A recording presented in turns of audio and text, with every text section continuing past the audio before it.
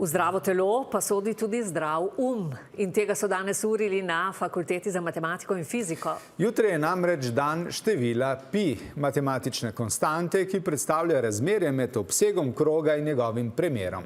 14. marec se po ameriško lahko napiše kot 3,14. Tako pa se začne to število, ki ga v resnici nikoli ne bomo natančno izračunali. Računalniki so izračunali na milijone in milijone decimalk, po vsem svetu pa ljudje tekmujejo, kdo si jih bo zapomnil več, kar pa je vrhunski šport za možgane. Janez Usenik. In gremo. 3 cele. 1, 4, 1, 5.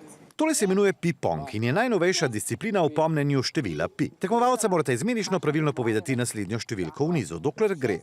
5, 3, 5.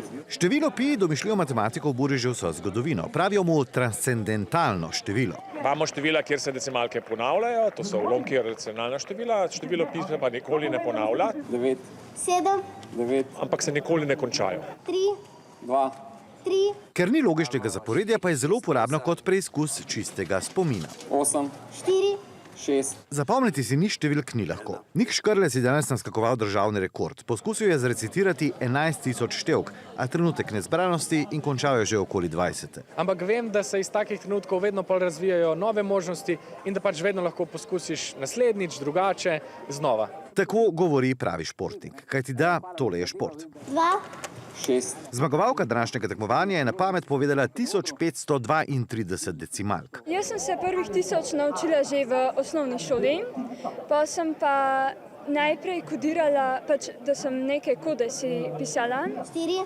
3. Kdaj vam pa to prav pride v življenju? V bistvu nikoli.